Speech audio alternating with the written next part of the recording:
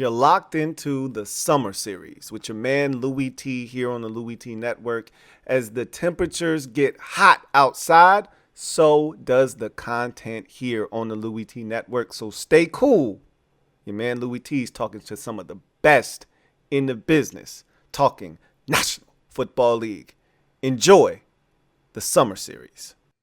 So the summer series powers on, and I've got another outstanding guest. This is probably one of the most opinionated guys I've had on the summer series to this point.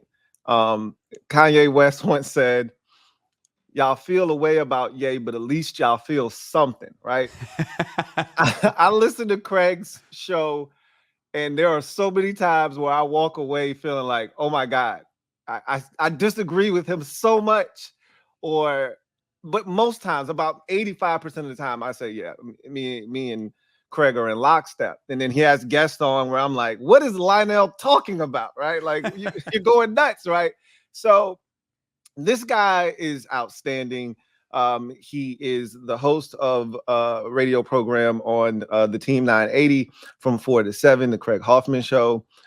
He's also a beat reporter that covers the team. He's been covering the team for quite a while now. You guys know who I'm talking about and who I'm sitting here chatting with today. Of course, I'm talking to Craig Hoffman. Thank you for joining the program, the summer series. Looking forward to chopping it up with you. How are you doing today? I'm good, Louie T. Man, what an intro.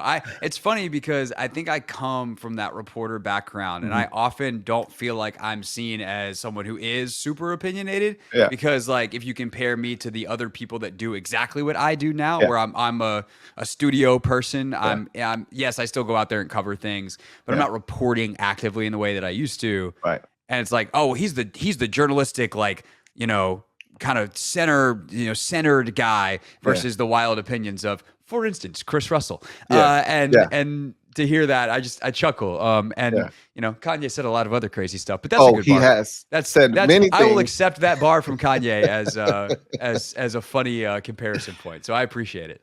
I tell you what, you don't really think about it because you're in the moment, you're doing it. I don't know how often you read the comments of your posts that you have. It's a toxic place to be. Yeah. And I wouldn't advise you to be there. More often than I should. Yeah. Well, I mean, that's the nature of the beast, right? You put something out, you want to know what the people are saying. But I often hear, people always bring me your content, whether it's social media or my channel itself.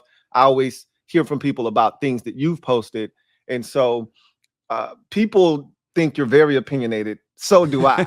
So you fit in very well in the That's space. my job now, though. Right, So absolutely, you've carved out a great niche for yourself there. Yeah, they pay me to have opinions for 3 hours a day into a live microphone, and I think the biggest thing, not that this is that we're gonna get a whole philosophical conversation about it, but like I do have the humility to know when I'm wrong on something, and I think like. Some people I think get real offended sometimes by if I'm like, no, this is what it is when I'm making a fact-based argument and, and it's like, oh, we'll disagree with the facts. And it's like, you can disagree with the conclusions, you can disagree with predictions, whatever. But like, if you call my show and you tell me that the sky is green and I'm like, oh, let's look out the window. It's still blue. It's still blue. I'm not going to let you talk for an hour and kill our time on the show. And some people don't like that. The sky's not green, so I can live with that. Absolutely. You have to be able to be self-aware, right? Yeah. Hey, look, if I wake up one day and the sky's green, I'll be damned. Look at the sky today. It's green. Exactly. And a lot of times in the business that we're in, you have to, because look, we have so many opinions. You're gonna be wrong, right? So you got to be able to say, no, I was wrong about that. I always tell them, I'll be the first to tell you when I'm wrong. But just change. Know, just know when I'm right, I'll also be the first to tell you I was right. Okay. Right. And the thing is, like, to me, it's not about, and I've had conversations like this with other people, again, in that do like specifically what I do on the radio, but also people like you that are in kind of the same opinion space, but in a different media, right? Is like, I don't want it to be about my opinions, Mhm. right? Like I certainly want you to feel something because I'll give a kind of a cool story here. I interned at ESPN back in 2011, so Mhm. between my junior and senior year in college, and at the time it was with ESPN Radio specifically, and Cowherd was still with ESPN. Yep. And I remember talking to Colin, not to name drop, but this is I Mhm. think just like he's one of the masters of this in our business, so I'm Yes. gonna name drop. I'm talking to Colin, and that was when he was on the big like Derrick Rose kick, where it felt like he was very anti Derrick Rose, Right. and his whole thing was like Derrick Rose is not LeBron, and I was Mhm. like, Colin, what are you actually saying? Like, no kidding, he's not LeBron. LeBron's LeBron. Like, it's 2011. LeBron James is maybe the greatest player any of us had ever seen at the peak of his powers in 2011, or he's about to be. After he kind of gets his butt kicked by Dallas and on into the next summer of the championships in Miami. Right. So I was like, he's like, yes, you're correct, but the opposite of love is not hate. The opposite of hate is not love. The opposite of both is apathy. What I'm trying to do is get people to exactly what you said in the Kanye line, which is I'm trying to get people to feel something. Right. And while you are smart enough, even as a college kid, to just be like, Colin's being an idiot today and change the station, most people will just scream at the radio. That's right. And there's a great tale from Howard Stern's book about this. And they did like this whole research is like Stern is blowing up at the beginning of his radio career. And they did like audience research, and people that loved Howard Stern listened, I think it was for an hour. And they hated him, listened for an hour and a half. And they're like, well, why? And it's like, because I want to hear what he has to say next. Yep. And while that's not why I do it, because I am not someone who thrives on and honestly, sometimes I really have visceral reactions to like the really intense comments and things that go back and forth. That is not why I'm in this. It is important to the job, and having fun with that concept within the context of sports, I think is really fun. And then sometimes obviously our show veers in more serious directions and like social commentary and things where sports and politics and just real ass life intersect. Right. And those are the things where I think sometimes I get a little bit more protective, and people are also more visceral because then you're talking about identity politics and a bunch of other serious stuff that we definitely don't need to get into because I feel like it's fire today. Right. I think the two greatest polarizing figures, the guys that have mastered that, Skip Bayless and Colin Cowherd. I don't think anybody do it better than those two. Say things to get a reaction out of you because they know that's going to keep you there, right? You have to say something that moves the needle.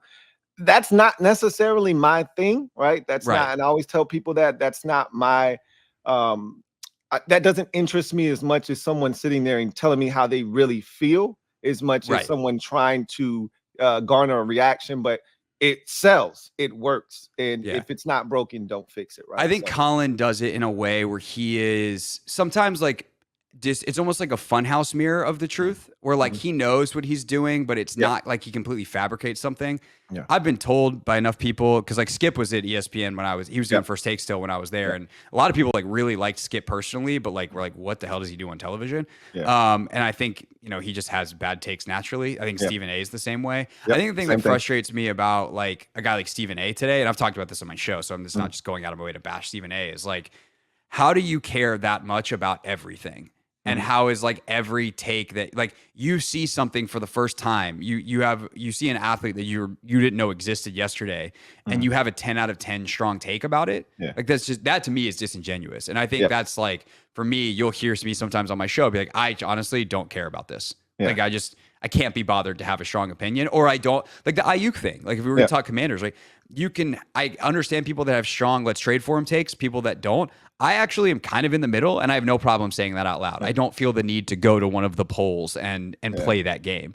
I'm just gonna tell you what I think, and if that garners a visceral reaction from people because I communicate it with clarity, like okay, fine. If it doesn't, I hope you keep listening and chuckle along and get to the next topic where you either get a laugh or a strong reaction or whatever it is that makes you feel something so that you keep listening, because ultimately that's my job, is to keep people listening. We get back to that line, right? Yeah. So you got to feel something. Got to feel something, right? So, and you're spot on about Stephen A. Don't get me started on him, but so first question, I always like to start out kind of talking about the person that I'm interviewing, just to get a little bit of background information for me and some of the viewers out there who might be interested. One, are you actually a Commanders fan? Did you grow up a Commanders fan? No. I grew up in the Carolinas. I was a Panthers fan. Okay. But it's funny. I remember talking to Ryan Russillo again, like in that ESPN summer about Yep. this.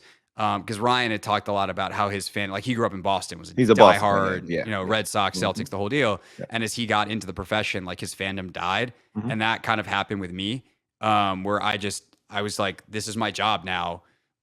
My fandom is more or less dead. Mhm. And he was like, that's already happening for you at 23. And I was like, yeah, or 21 or whatever I was at the time. I was like, yeah, kind of like, I kind of listened to you and figured out that's what I was supposed to do. So I did.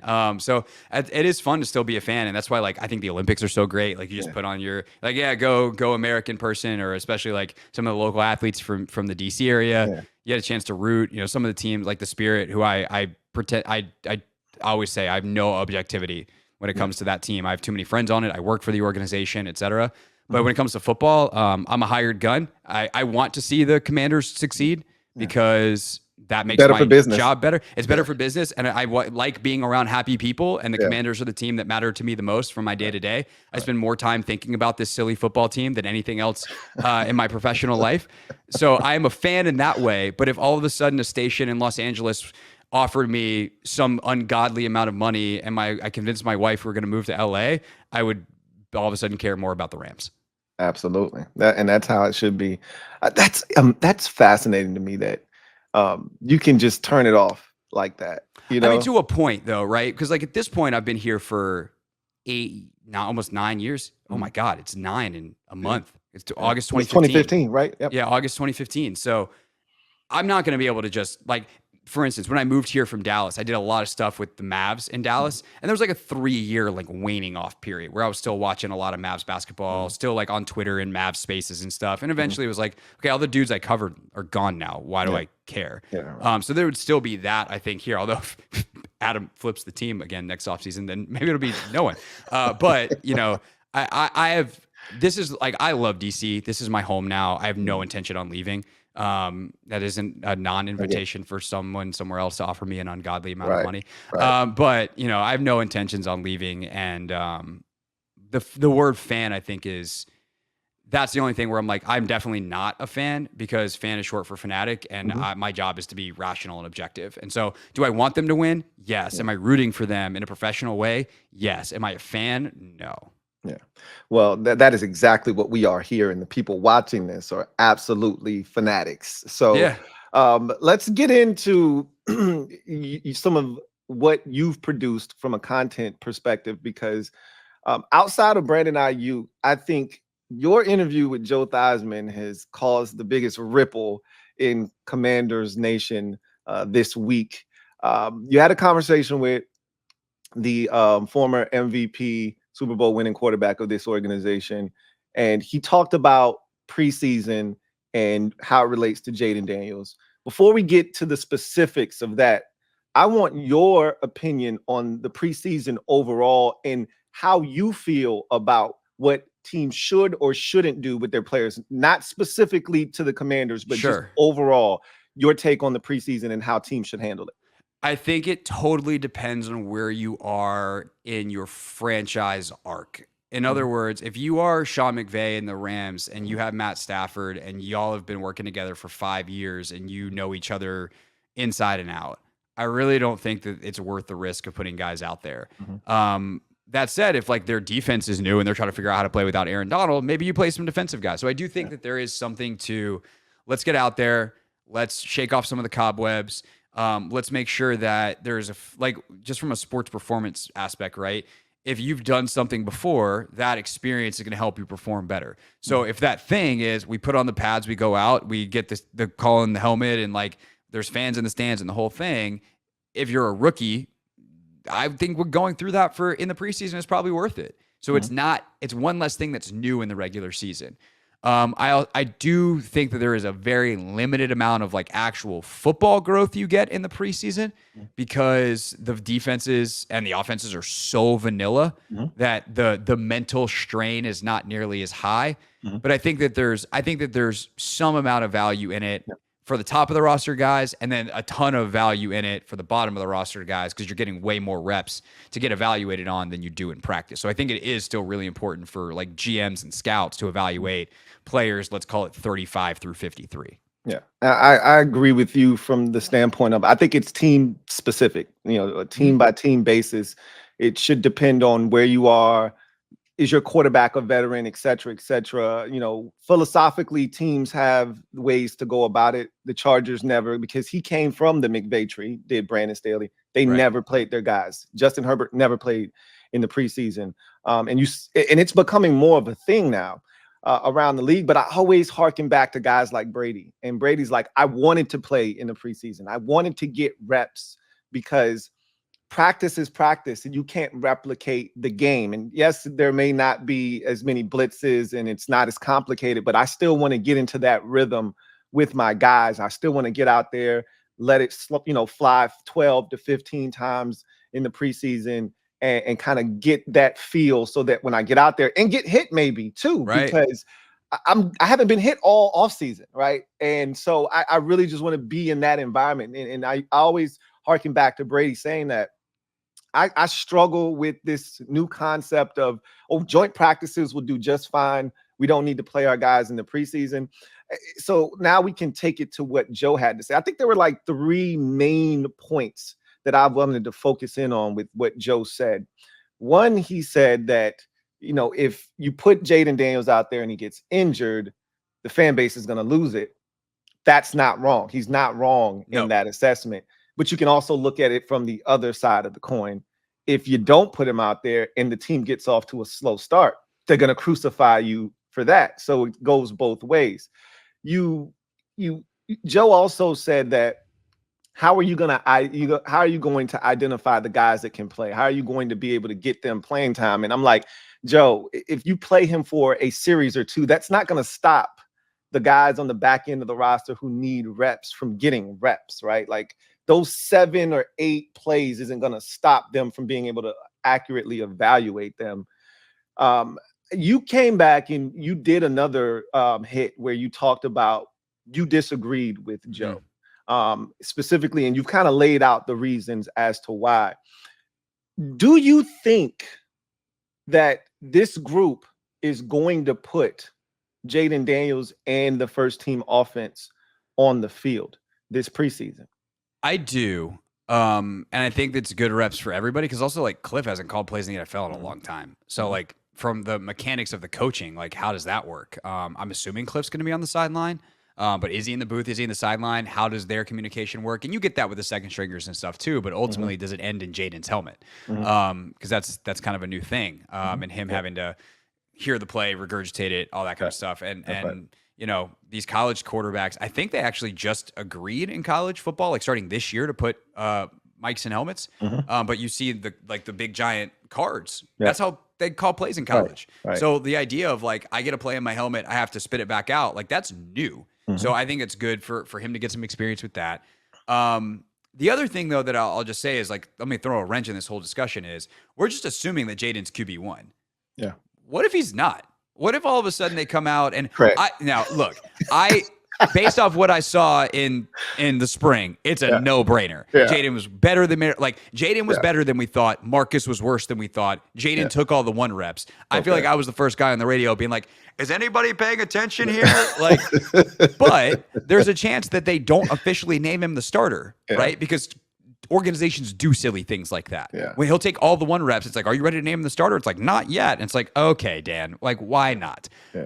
But you can't sit him if you haven't named him the starter yet. So I do think that, like, from the chronology of all of that, if they want to hold the competition open, they have to play the game the whole way. So I do think, both for functional reasons, that it's the right thing to do, in terms of getting him the variety of experiences before the games count.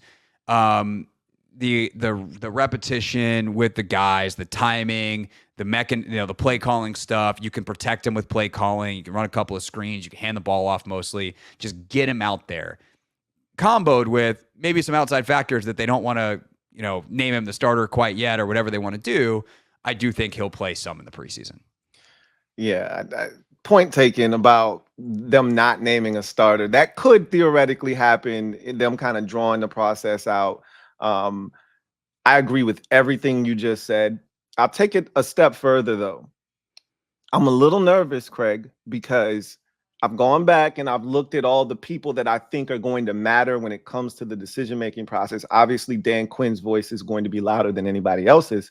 But if you look at how they did things in Dallas, we already kind of talked about this, though. They had Dak Prescott. He was comfortable. You don't need to play him in the preseason, right? Sure. But they didn't play their guys in the preseason, and they had joint practices. Yeah, the joints are also really important. We can circle back to really that, but big. yeah. Yep. Those are huge. And if you don't have those, then the preseason is a must almost. But having those joint practices allows you to replicate kind of the things you want to do against a different defense, against a different team, a different look.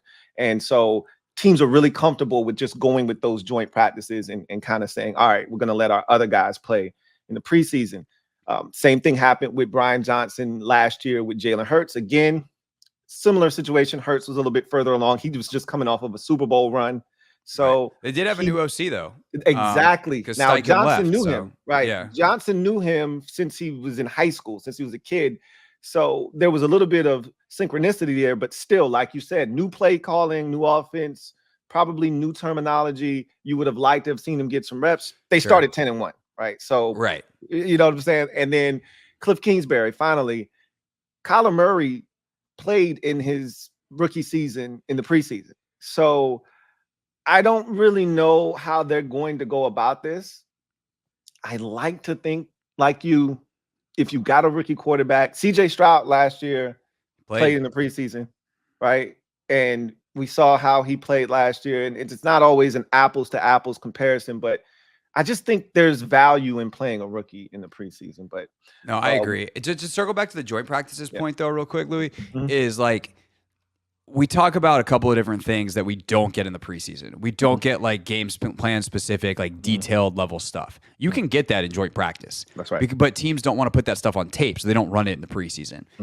The other thing that you can't guarantee in the preseason is that the opponent's actually of quality, that it's worth it. Because what happens if the Jets are like, we have one of the 5 best defenses in football. We're not putting Quinnen Williams out there. We're not putting our dudes out there. Right. Well, now you're going 1s on 2s. And like, is there as much value in that versus certainly not the 1s versus 1s you're getting in the practice? So what's more valuable, the joint or the preseason? The 50 reps that Jaden's going to get in the joint practice versus, let's say they run 8 to 10 plays in the preseason. Right. 50 one-on-one reps, like one's first team versus first team reps, or 75 to 90% of the Commanders' first team versus the Jets' second team in a preseason game. What's more valuable? And so the joints, to me, are legitimately more valuable, but there's some of the experiential stuff, right? And actually, speaking of the comments, I got a really smart comment from someone who was like, remember, Jaden has self-identified as a experiential learner. So can we get him those live game reps that feel like a game so that it is not new to him? I think that's valuable. Now, whether you do that once, whether you do that twice, how long that stretch is, that's all stuff that Cliff and Dan and probably Adam and everybody else can decide. But I do think that ultimately it's the right move to play him a little bit. And I agree with Joe. He said they're not playing in that third preseason game. Whether he plays in the preseason or not, I don't anticipate any of the starters playing in that final preseason game. But to go back to your point, it's going to be interesting because I think confidence is big too. And if you put your 2s out there and we shred them, I just remember Robert going out in his rookie season. That might be a little bit too far back for you because you weren't a Commanders fan. But in 2012, our first preseason game that year was against the Bills. They didn't play their starters. He went right down the field, scored a touchdown, and we took that confidence right into week 1 against the Saints on the road. They were coming off of Bounty Gate, so they had some suspensions. But it didn't matter. We didn't think we were going to go into New Orleans. We put up 40 points and beat them. He's Griffin and sold the 2012 season goals, right? So I just think there's something to be said about confidence too. They put their 2s out there, shred them, right? It could go the other way. They put their 2s out there, you struggle. Right? Well, then we also get on our microphones and say that it doesn't matter, right? Right. Yeah. And that's the thing is like that's the funny thing about the NFL, and you can find examples for pretty much anything of like, this team ran the ball a lot and they win, and this team ran the ball a lot and they stink, and they scored and they did. Like, there's examples, especially when you get down to individual player levels, just about anywhere. And that's the art of coaching, right? It's like Dan has to understand what Jaden needs and what everybody else needs. They have to have a realistic check-in on where they are in the progression of installing their offense and what they need to execute when week 1 rolls around against Tampa. Like, that is what they need to understand. And to go back to something we agree upon that you said really well earlier, it is team specific. And I think with this team, my best guess is playing the guys is the right move, especially offensively, but maybe even defensively as well. A lot of new pieces, the communication, the whole deal.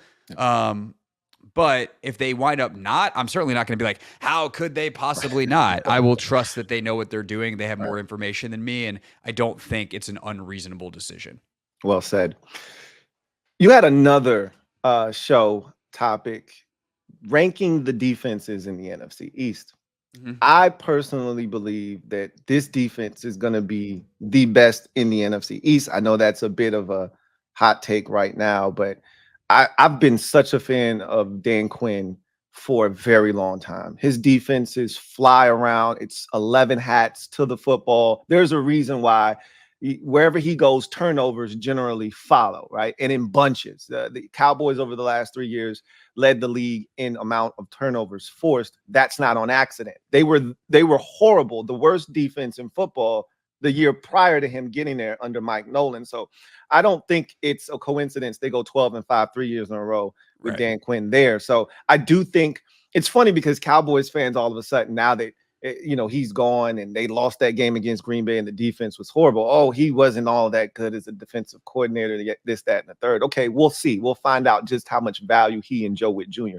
held there. But your rankings went like this. You had the Eagles first. You had the Cowboys second, you had the Commanders third, you had the Giants fourth. For those who didn't see your rationale behind the rankings, can you quickly give us a synopsis of why your list went as follows? Because that's what Logan Paulson said. No, I'm just kidding. Admittedly, these are all really close, right? Logan and I really struggled. We did this on Take Command with the defenses because it's 4 new coordinators. And actually, something that I've kind of stumbled into as I was thinking about something this week on the show, on the radio show, is I think that cornerback might be the most coaching dependent position in the sport. And one of the examples I brought up is like, remember Nnamdi Asomugha, who was the best cornerback we'd ever seen for like a 2-year stretch in Oakland, and then went to Philly and like fell off the face of the earth. And then was out of the league like 3 years later. And I was like, how did that happen? Because corner is scheme dependent. It is coaching dependent. It's quality dependent. It's surroundings dependent. Josh Norman here. Right. That was another example I used, right? Is Josh 6th round pick? Oh, is he that good? Or 5th, 6th round, whatever Josh was. Maybe the best corner in the league in Carolina, defensive player of the year candidate. Comes here, and it wasn't like he was the worst corner in football, but he wasn't worth what they were paying him. And so I think that like those, realizing how situationally dependent they are, and then being like, well, every team in the freaking division has a new coordinator, putting it together is really hard, especially when I feel like there are 4 pretty good front sevens. Like Dallas probably has the worst front 7, but they also have Micah Parsons, so not bad. And then all of the secondaries are gigantic question marks because coaching and personnel changes. So ultimately, Eagles, we trust Vic Fangio. We think that they've got some guys that with better coaching will have better years. Like James Bradbury, we think recovers. DeJean is super interesting. Kenyon Mitchell, super interesting. Like we liked both those guys in the draft. And then front 7, like Jalen Carter's a beast. They've still got some good pass rushers. Their linebacker core, probably the worst of the division, but them in Dallas. But how much is a linebacker play de-emphasized when you have that kind of front in front of them? So between Fangio and some of the high upside potential, the Eagles wind up there. Parsons is enough to change an entire defense. Logan also really likes Zimmer and some of the stuff that he brings and thinks that they can still be really effective. Different style of defense than what DQ ran, but like Zimmer knows what he's doing. And the questions really there are the back end, but like their safety play is really good. So we feel confident there's kind of a high floor, even if, what Diggs and Bland are without that high variability of turnovers might change. They could be sitting ducks and that could change things. Washington, love the front 7, but what kind of edge pressure do they get?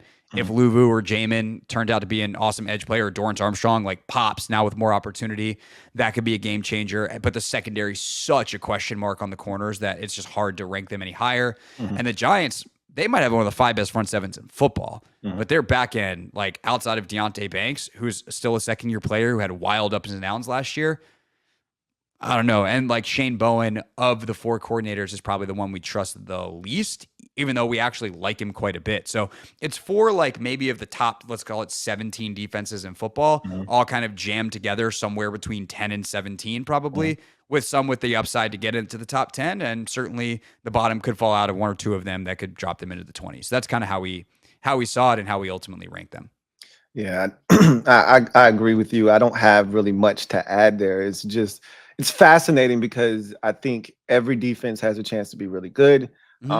But I really think the catalyst of this football team in particular is going to be the defense, especially early on. And something that we haven't been able to do here, create turnovers. We're hoping that's what they bring here. Like you mentioned, cornerback being a very coach-dependent position. You're hoping that Emmanuel Forbes, who's a former first-round pick, is able to have like a Deron Bland type of ascension now that he's going to be in a scheme that puts emphasis on taking the football away. So we'll see what happens. I actually think this defense has a chance to be the best in the division. But I don't disagree, by the way. I think that there's a chance. It's just we were you doing our best. You can't put them there right now. Right. With the corners that they have, with St. Juice lack of ball production, with Emmanuel's just, I mean, one of those dudes ain't going to start. Possibly, like Davis could beat one of them out. So I don't. It's just hard to like really be definitive about the Commander secondary because we don't know what it looks like. And like I think Sainer still is going to be just a giant pain in the ass of receivers as a rookie, but he's a rookie, so who knows? Like I think Quan could be the breakout star in the division in terms of secondary players, but he also might not be. So like that's the tough part about it is it's a bunch of unknown, unproven, or inconsistent commodities. Like Chin, I'm pretty sure is a really good football player when he's healthy. Those last 3 words are pretty important. So it's really, really, really hard. And there's players like that all over the division. That's right. Absolutely. So you alluded to this earlier. You made mention of it. I'd be remiss if we didn't bring up Brandon Aiyuk at some point here. I've been on record a bunch of times. I almost don't even like talking about this at this point because he's not getting traded in my mind. It doesn't make sense from San Francisco's perspective. We have a chance to win a Super Bowl. We drafted a couple of rookies. They're not ready to step in and give us the production that Brandon Aiyuk is capable of giving us. We know that this is the last year of Brock Purdy on his rookie contract. We're going to have to pay him. This is our last opportunity with the roster constructed the way that it is to win a Super Bowl. It gives us the best chance. I just don't see the value in trading him now. Maybe come next year, right? You know you can't get anything done with him. You franchise tag him similar to what the Chiefs did with their cornerback, and you trade him. But I just don't see it being something that makes sense for the 49ers right now. And to take it a step further, they've got a beat reporter that works for ESPN. He put out a tweet yesterday that listed from 2020 to 2023 top players that the 49ers paid and when they paid them, right? Because that's important. It gives you context. Matter of fact, where's my phone? Here it is. I'm gonna read you this tweet. Our guy Nick Wagner out there? Yes, that's him. That's exactly who tweeted. Nick's a great dude, by the way. I'm gonna look it up right now because I literally read this on my show last night. And it gives great context. Here it is. All right. So this is from Nick Wagner on Twitter or X at Nick N. Wagner. He writes, dates the 49ers agreed to contracts for other big stars entering their last year of their deals. Tight end George Kittle, August 13th, 2020. Okay. Linebacker Fred Warner, July 21st of 2021. So again, you're either approaching camp, right on the cusp of starting camp, or you're into camp. Kittle's deal, August 13th. You're into the preseason at that point, okay? Deebo Samuel, July 31st of 2022. You're just getting into camp. So, again, you're pushing the envelope there. And Nick Bosa, last year, September 6th of 2023. So Right. you're into either the regular season or about to start the regular season. So it just gives you the framework of, hey, look, deadline spur action. They don't have to do anything yet. They don't have to really do anything at all, but they may ultimately get something done. This is their MO, essentially, is what Nick is telling us, right? Right. So with that said, he demanded a trade this week. Not that I think that matters. A lot of Washington fans got up in arms. Oh, we need to go get him. Should the Commanders trade for Brandon Aiyuk? And I'll ask you this: his theatrics have been a little off-putting. Has it lessened your interest in Brandon Aiyuk, if there was ever any to begin with? So the second part first, not really. This is what dudes do. I wish they had involved Jaden, and if I was Jaden, I would be like, "Hey, bro, like I want you to get paid, but you can't. Like I'm trying to establish myself. Please do not do this to me." Yeah. And if I was Adam, I'd probably call Jaden. I talked about this, I think on the podcast, and Logan was like, "Wow, I feel like I just listened in on a conversation between you and Jaden Daniels." But like basically because Adam has the relationship with Aiyuk, like I think it's really easy for Adam to make that call and be like, "Hey dude, like we're trying to have you establish yourself as a leader. Like we don't need you pulled into this stuff. Right. I love Brandon and I'm wishing him the best, but like you need to be a leader here and tell your boy to chill out." Not he can do whatever he wants to the 49ers, but leave you out of it. So with that said, it also doesn't really change what I think of Aiyuk. He was a second team all pro. He had like 1,300 yards on 70 something catches. He's insanely good at what he does. And he blocks his face off. He plays really hard. A lot of the stuff that you're trying to establish here from a cultural football identity, like he fits. That said, I'm not in a rush to give anybody $30 million at this stage of the rebuild. It's not personal to Brandon Aiyuk. I'm probably leaning towards not. If all of a sudden they don't last minute come to a deal in training camp and all of a sudden their season goes sideways because Debo gets hurt again and Purdy gets hurt or something weird happens, Purdy falls, turns back into a pumpkin, like I don't know. And at the trade deadline, Jaden has been awesome and you think that you need to acquire someone and you can start making a run right now. Okay. Like if they're open to trading and you're looking to add, like I could make that argument because they have the cap space and Jaden's going to be on a rookie deal for a bunch of years. Like you're not spending money at quarterback. I'm not anti-trading for him. I don't think going into this season as you're trying to establish it, like what are you pushing the envelope for? Why are you trying to do this right now? And you have to be willing to have patience. And so I would say this, if they make a move, I'm not going to second guess it because Adam Peters knows Aiyuk as well as anybody. And that matters to me here in terms of the analysis. With the information I have, looking at what their long-term goals are, I would rather keep the powder dry. I'd rather keep as many draft picks as possible.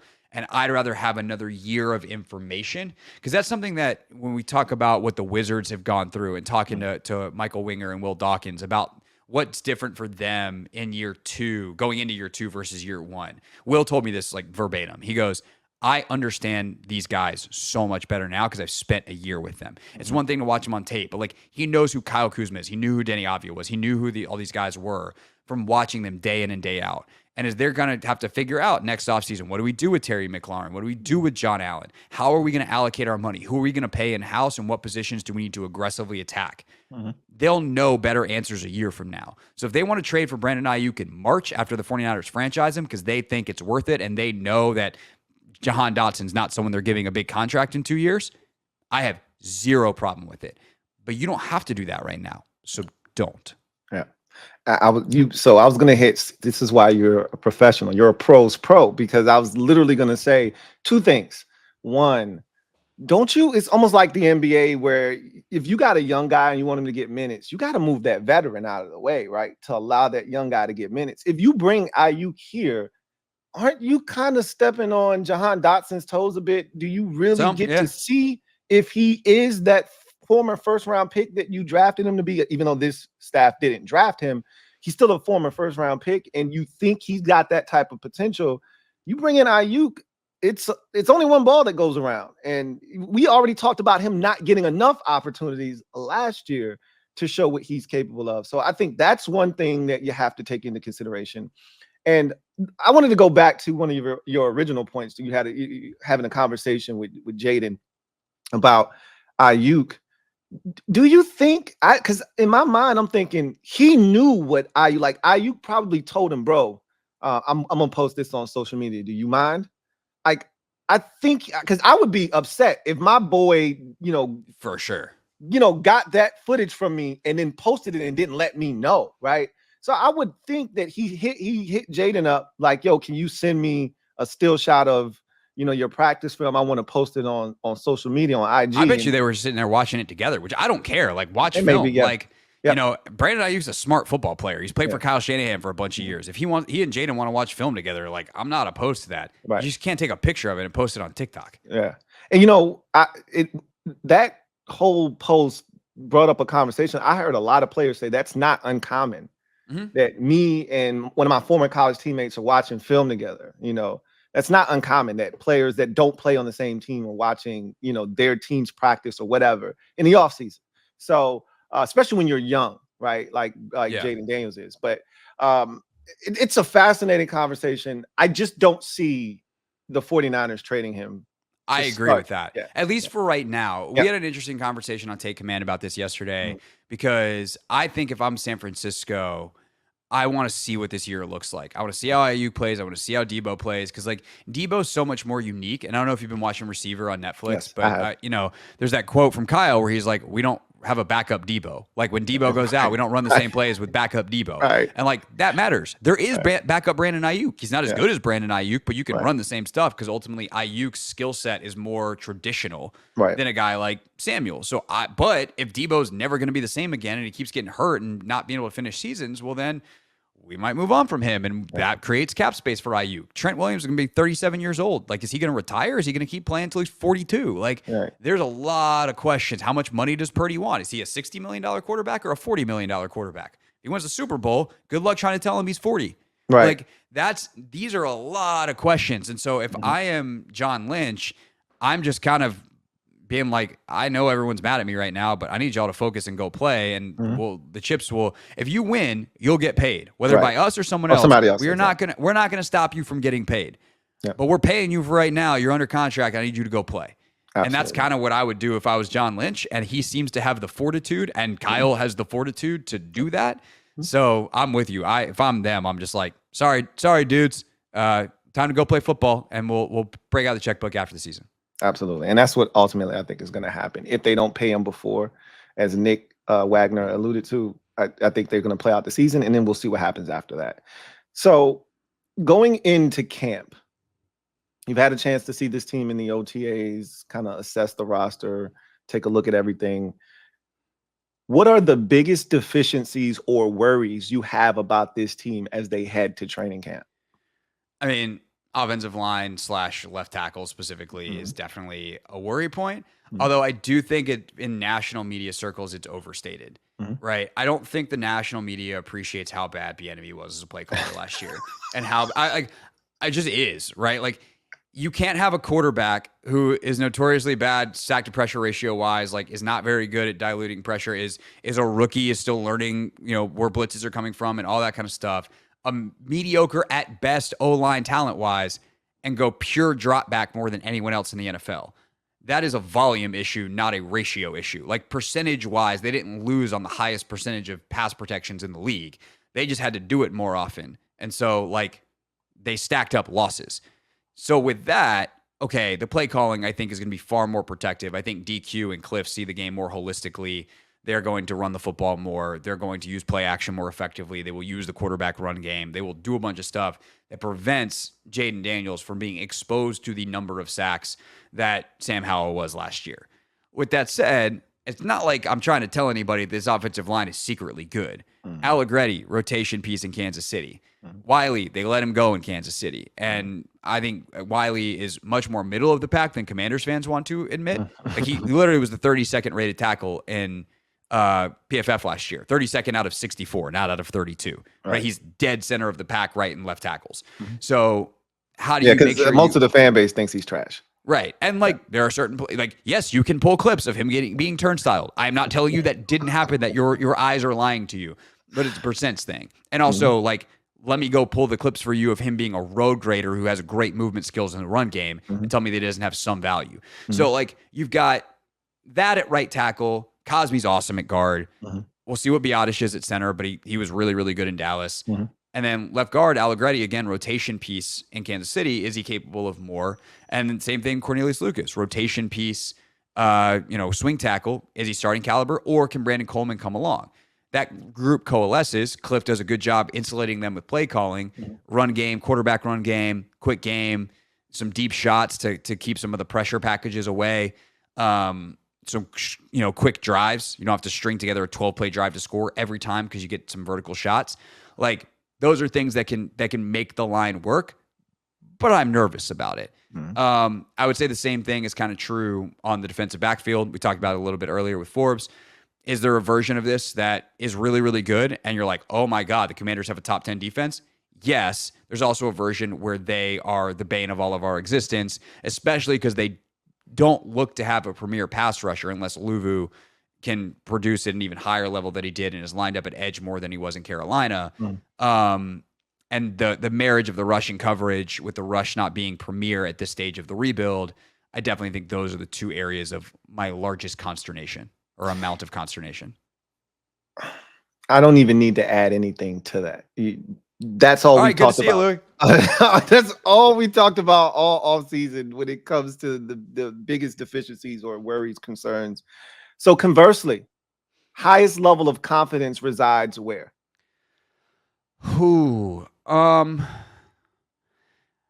This might be a cop-out because it's not any like position group or anything, but like they're going to compete. And I think we take that for granted most of the time. And then you have a season end like last season did, and you're like, oh, that's what non-competitive really means. When we criticize effort and we do some of the stuff that we do as silly media and fan types sometimes, and I've shouted people down on my show about this because I'm like, you're confusing bad execution with bad effort. Like, don't be disrespectful of the guy's effort and like the level of professionalism. I stopped doing that in December last year because what you were seeing was truly like an unprofessional level of preparation where you're just like, the coach, and I thought it way more on the coaches than the players, but then the players, it's like a human nature thing. If you're just going in every week knowing you're on the slaughter line and you see the buzzsaw coming and you're like, oh God, that's what it felt like for the Commanders in December last year. They're just non-competitive. And I just think there's a standard in the organization now, and you might have heard this story, but like in the spring, they're running a drill and it's a hurry up drill. And Bryson Tremaine did not get lined up fast enough. And all of a sudden, after he clears the field, he's back on the sideline. DQ comes over and he's just like, that's not how we do things. Like, you need to get on the line. You need to get lined up. We're playing with a certain pace. I don't remember exact wording that he said, but the message was given to this guy that might not even make the team of like, if you have a burgundy or gold jersey on and you're out here, you do it this way. And that is going to create a standard. Now, I don't know if they're talented enough, or I don't know if the schemes are good enough because we haven't seen these two guys coordinate in the NFL. I don't know a lot of stuff about this team, but they're going to give an A+ effort. They're going to be prepared, and they're going to compete week in and week out. That I feel good about. The talent, there's just too wide of a variety of outcomes for me to feel really great about anything. But I think competing your ass off week in and week out is good enough for like 6 wins in this league because they're definitely talented enough for that. And if some things bounce right and some guys are more talented than we think, especially 5, then you could win 9 or 10 games. Like that's the league. Craig, get out of my head, man. Like, literally, I've talked about if nothing else happens this year, this team is going to compete. The thing that was the most frustrating last year, and let me just say this, full disclosure, you were therapeutic for me last year, okay? Because I often am told that I'm therapeutic for people, but where does the therapist go when he needs therapy? Every therapist needs a therapist. Right. So I went to you a lot of times because I got bamboozled by Bieniemy last year. I thought this guy was going to come in here and change this offense drastically and bring some of that Chiefs flavor here. And I was a big Sam Howell guy. I thought he could play in this league, and it just went off the rails. And it was that first Giants game for me. But I don't want to go down that road again. Sure. But to hear you talk about the lack of professionalism down the stretch, there was a stretch of games there where you knew, all right, are they going to give up 40, 50, or 60, right? Dolphins, Cowboys twice. You had the 49ers. You're like, we don't stand a chance in any of these games. Just how embarrassing is it going to get, right? Thanksgiving was really bad. They when a team plants a turkey leg in the Salvation Army bell because they know they're going to get to the end zone, had they been playing the Eagles, do you think Dak Prescott would have put a turkey leg in the Thanksgiving Salvation Army bell? Probably No. not quite as much room for creativity. No, A because little you're more time worried about spent on the game plan than the celebration. Exactly. They threw a LeBron James, D Wade, Aiyuk into the Salvation Army. I mean, it was so embarrassing, right? I mean, Tyreek Hill is being guarded by Quan Martin 3 steps into his route. He's got his hand up, like, hey, I'm getting single covered. And it's After the the exact game, it's the exact look Miami knew they were going to get, and it just like it can't be that easy. And some of the unprofessional work had been done in the offseason, right? Like some of it was roster. They just didn't have the horses, and you're going into these games being like, it's not really fair to these dudes. Like they're being asked to do stuff that they shouldn't be asked to do, but they also weren't creative in trying to find solutions, and there was an arrogance to that staff that really bothered me. Yes, me too. Me too. I again, we're here, man. We're here. So 3 more and I'm gonna get you out of here, man. I really appreciate the time, Craig. Biggest make or break player on the roster this year is who? Is Daniels cheating? Oh, Jaden Daniels? Yeah, like Daniels is the obvious answer. Well, He's so, he's your most recent first round pick. Yes. He's your highest draft pick. He's your quarterback. Okay. So that's self-explanatory. So excluding Jaden Daniels. I'll go with. I've been thinking about this actually a lot because we've been doing like our top 10 commanders on the show. Yeah. And like Forbes is a guy that we put at number 9 because if he makes, it changes everything. It's first round pick from last year. You now have a shutdown corner. It's one less premier position that you have to draft in the future. And he could be incredibly productive and change the scope of your defense this season. See, he's really tempting. I will tell you this now. You get to hear this because of the time we're recording this before anyone else does, Louie, because we reveal this at 4:30 today. For many of the same reasons, Brandon Coleman is number 8 at left tackle. But I think for this season in particular, like John and Duran, there's no situation where the team is good and they're bad, right? And so that's why they're going to ultimately get ranked higher up on our list. And that's kind of what I'm toying with in my head here is I think that John and Duran both, like if they're awesome and can be game wreckers inside, like the floor is so high for that defense and the ceiling becomes a lot higher. And if they're bad, the defense is going to be bad. Wagner's going to get covered up a lot. Luvu's not going to be able to be the playmaker that he should be. There's no pass rush, so the DBs are going to get torched. Like, it starts with your best defensive linemen, and those 2 are the best defensive linemen. So you can take your pick, either one. I really struggle on who is more important between the 2 of them. But the bottom falls out if they stink, and if they're awesome, it changes everything. So those 2. Wow, you just opened my mind to the possibilities here. I didn't even consider like that core nucleus of the few talented players. Who are you considering? I'm so curious. So I'm thinking about guys that are, not their guys they didn't draft, that they need to prove to this staff that they belong here. Or like Fedarian Mathis, for instance. I don't want to say it's a make or break year for him because they drafted a guy in Johnny Newton, but keep in mind, like you just talked about the 2 defensive tackles, and at some point you're going to have to make decisions on some of these guys. I think Forbes is the guy, right? That's where I would have gone, right? Because if you're talking about for the individuals, Forbes, even more so BSJ, right? Like BSJ exactly. That's another guy. BSJ is built in a lab to be a Dan Quinn corner, except for the fact that he has no ball skills. He doesn't take it away. But if they coach it up, and all of a sudden he has a bunch of interceptions, like is BSJ a top 10 corner in the NFL with like his length, his size, and this coaching? Because he sure looks a lot like Deron Bland and Trayvon Diggs and like a lot of dudes that have been really successful in Dallas from a size, weight, arm length, etc. His foot speed, his quickness is insane. He's a hockey player growing up. He's got great feet on the lateral stuff, despite the fact that he's 6'3". So like, I think there's a bunch of guys like that from an individual standpoint. Almost anyone that was drafted by Rivera or Pryor, including Terry, by the way. Like, so that's where I was gonna go. Is you open my mind to the possibility that because you have decisions to make on Terry, Duran, and John, but specifically John and Terry here very shortly, as to whether you want to bring those guys back and have them not necessarily finish their careers here, but the prime of their career here in Washington. Right. And so if you put this scheme together and you're disappointed with the way Duran or John play, and you're more excited about what you've gotten out of Johnny Newton, do you try to move one of those guys? Do you tell yourself, Sure. hey, not looking to re-sign this guy? So same with Terry. Like, okay, Terry, you get here, you've seen him, you watch him on tape, you really get to know him here, being here, but he's not the guy that you see being the alpha number one wide receiver. Do you go get an Aiyuk for that? Right. Right. So I think you kind of opened my mind a little, because I was thinking more of the corners. I was thinking about St. Juice. I was thinking about Emmanuel Forbes and guys like that who have to prove themselves. A guy like Defoe at the safety position. Sure. Like, where does he fit in with all these safeties? They're very, very rich in talent. Percy, Reeves, all of those guys, right? Exactly.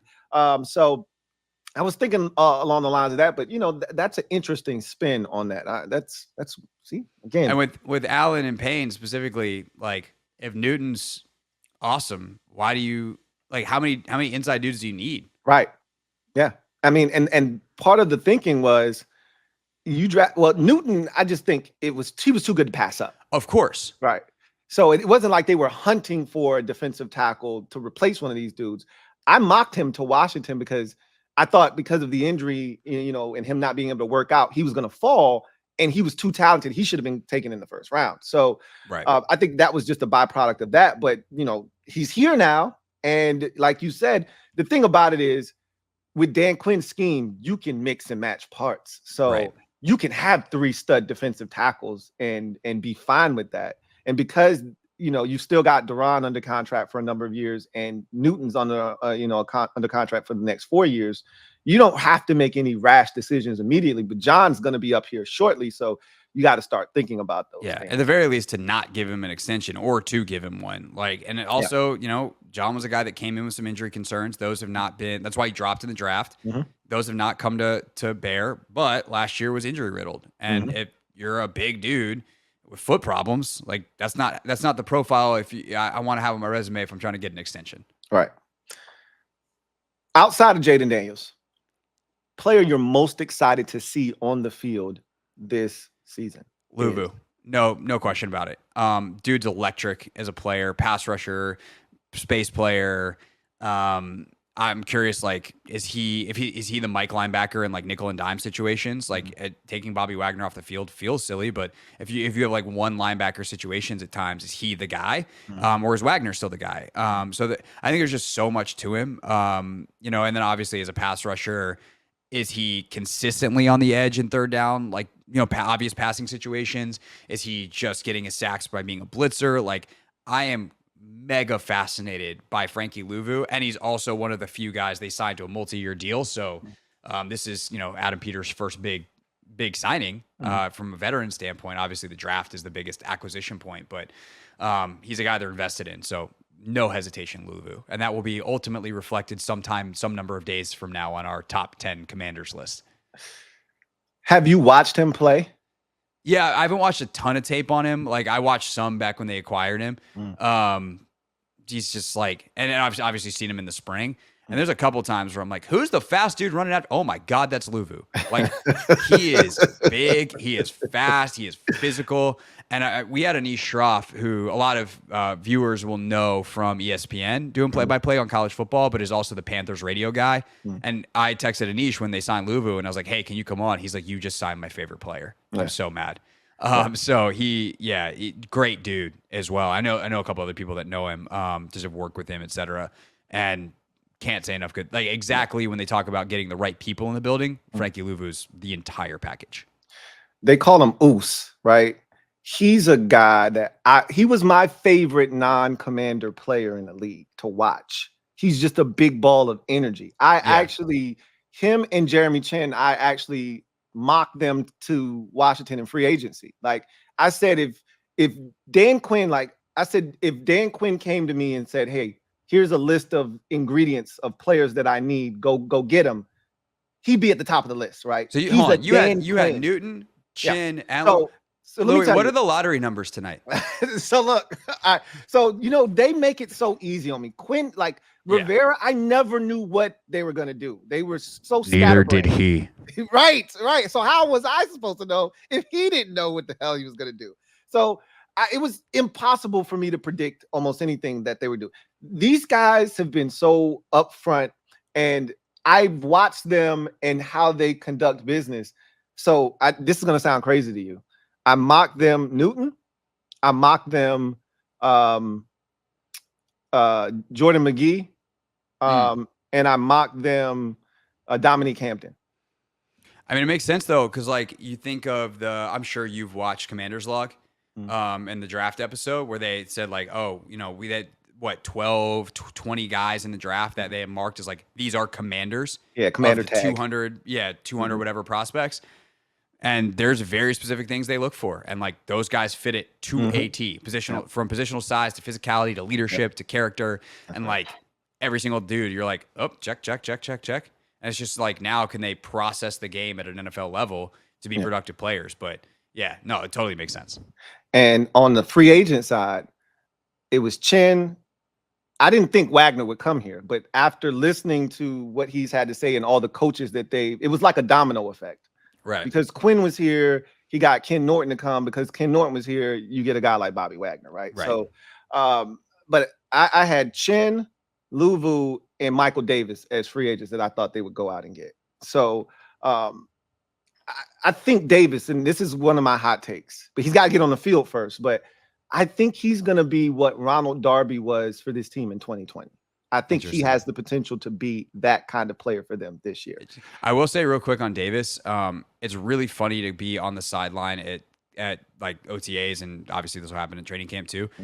You can tell just by looking at the dudes who was brought in this season and who was a Rivera guy, because all the dudes that just got brought in are just yoked. You're just like, oh, that's a big freaking dude. Like, that's a big, you know what? Like, Dan Quinn, Adam Peters, they brought him in. Like, the positional size thing is so real for them because, like, big, tough, physical football players play tough physical football, and that's what they want to be. That's right. And that's been their mantra, right? Fast, physical. They're going to fly around. They're going to arrive violently is what they've been saying. So with those intention. things, exactly. Those things are synonymous, right? Last thing, and then get you out of here, man. According to Craig Hoffman, a successful season for the Washington Commanders in 2024 is what? A season that finishes better than it starts. So I'm not super concerned about win-loss record, but I want to see improvement week over week. I want to see clarity in who's playing, and as much as you can with injuries and the whole thing. I want to see competitiveness from go. That shouldn't change. That's the one thing that should be a constant.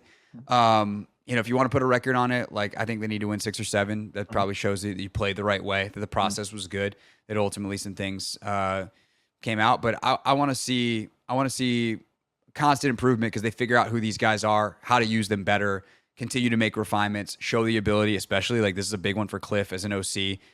Can he make adjustments throughout the year and adapt? Because that was been a huge problem for him in Arizona and all the way back to Texas Tech. So one that finishes, I'll say stronger / better, but also with more clarity than it begins. Because there's a lot of muddiness right now, and I think this is a huge evaluation year. And then next year, hopefully Jaden, has a solid year and consistently gets better, proves that he's ready. And then you're ready to party next year, and you have kind of that nice 3 to 4 year window of a rookie quarterback contract to play with to try to be competitive for a division next year and like competitive for real in year 3. Man, this was awesome, man. I enjoyed this. I enjoyed the hell out of this, man. This was great. Oh man, this was a lot of fun. So tell the people where they can find your work. And one more thing, you're a runner, right? A little bit, yeah. Been known to jog around. Do you have like an organization or something that you're affiliated with? Yeah, so I coach fitness at Elite, it's called the Elite Athlete Program. Is the thing that I coach at Elevate Interval Fitness in DC. So I've been a strength coach and a performance coach since 2016, and have worked with a bunch of guys and gals that have gone D1. I've had the great privilege of shadowing like some NFL sessions with my guy Chris Gores, who I do my training podcast with. Which is a reminder, I need to edit the most recent episode because we have one sitting in the bank. But yeah, I've had really great experiences with high performance athletes, and I think it's helped me do the media stuff. But yeah, train. My wife is actually the true run coach. But in terms of athletic performance stuff, been doing that for a while now. He's the man.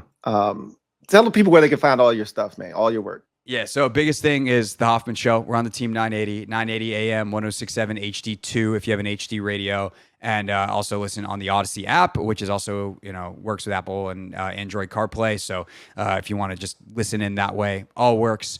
YouTube at Craig Hoffman. If you're in, either a new or old WNBA fan, NWSL fan, anything women's sports, at Hoffman W Sports. That channel is growing very, very quickly, which is kind of fun to see that side of what I do grow. And then for Commanders fans, obviously the biggest thing is the Take Command podcast. So just search Take Command wherever you get your pods. Search the Hoffman Show, by the way, as well. If you can't listen between 4 and 7, that's on demand. And the Take Command pod, though, is on YouTube as well at the Team 980 and at 1067 The Fan. He is fantastic. He is Craig Hoffman. That's going to do it for the summer series. I think that is the perfect way to polish off the summer series. Thank you so much for your time, Craig. Have a tremendous season. Blessings to you. And once again, thank you for your time.